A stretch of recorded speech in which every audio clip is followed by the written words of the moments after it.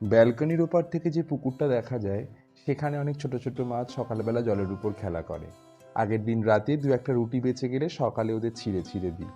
আজ মায়ের বাড়ি যাওয়ার দিন, তাই সকাল সকাল উঠে স্নান সেরে পুজোর ঘরে এসেছি।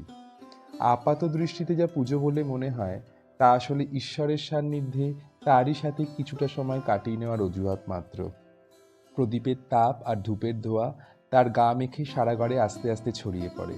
এটাই আমার কাছে পূজা।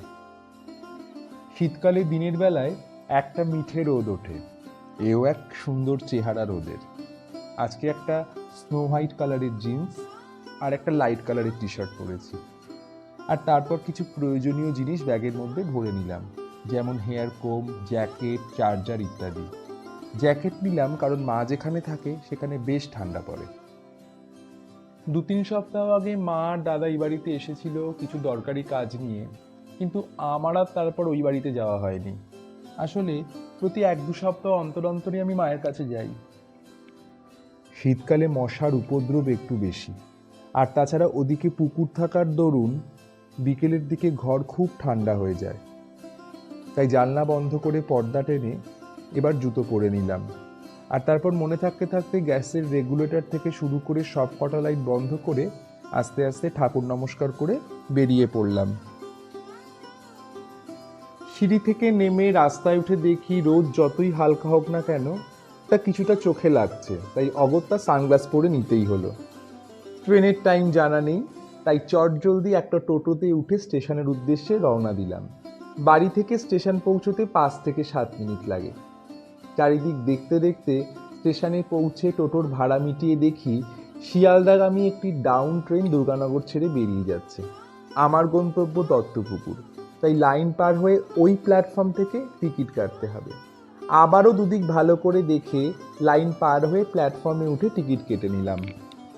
ট্রেনে দুর্গানগর থেকে দত্তপুকুর পৌঁছতে 30 থেকে 35 মিনিট লাগে, আর টিকিটের মূল্য মাত্র 5 টাকা। একটু সামনের দিকে এগিয়ে যাচ্ছি, কারণ সামনের দিক করে উঠলে নেমে কম হাঁটতে হয়। আর ইতিমধ্যে আপ হাবড়া লোকাল ঢুকে গেছে, আর এই ট্রেনটাতেই আমি উঠবো। ট্রেনে উঠে দেখলাম খুব একটা বেশি ভিড় নেই। আর এই বলতে বলতে আমি ট্রেনে উঠে পড়েছি। ট্রেনে ওঠার পরে এমন একটা জায়গায় দাঁড়াতে হবে যেখানে ট্রেন ছুটলে বাইরেটা দেখা যায়। একটার পর একটা স্টেশন পেরিয়ে ট্রেন ছুটে চলেছে তার নিজের গতিতে, আর আমিও আমার গন্তব্যের দিকে এগিয়ে চলেছি। আমার তো ট্রেন জার্নি বেশ ভালো লাগে। স্বল্প খরচে অনেকটা পথ যাওয়া যায়। তোমাদের কাদের কাদের ট্রেন জার্নি ভালো লাগে প্লিজ কমেন্ট বক্সে জানিও।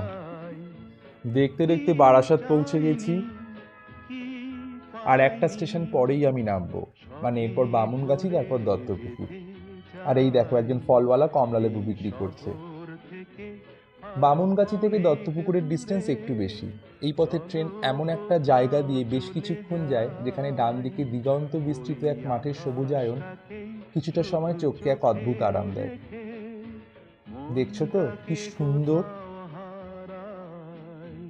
লাইনের পাশের মানুষের সহজ জীবনযাত্রার এক সহজ পাঠের ছবি মনকে এক অদ্ভুত শান্তিতে ভরে দেয়। এইরকম এক সহজ পাঠের ছবি আরও গভীর হয়ে মনে দাগ কাটে যখন আপাত দৃষ্টিতে দেখি লাইনের পাট্রিগুলোকে পিছনে ফেলে একটা ট্রেন নিজের গতিতে সামনের দিকে এগিয়ে যাচ্ছে। আর এত মানুষের জীবনের চলাফেরা বইতে বইতে একটা ট্রেন নিজেই কখনো একটা আস্ত জীবন হয়ে ওঠে, তাই না? যাই হোক, এসব ভাবতে ভাবতে দেখি লেভেল ক্রসিং পেরিয়ে ট্রেন দত্তপুকুর স্টেশনে ঢুকে গেছে। এবার আমার নামার পালা। স্টেশন থেকে নেমে মায়ের বাড়ি অবধি যেতে যেতে রাস্তায় আরও অনেক সহজ গল্প বলবো। আপাতত আজকের মতন এইটুকু।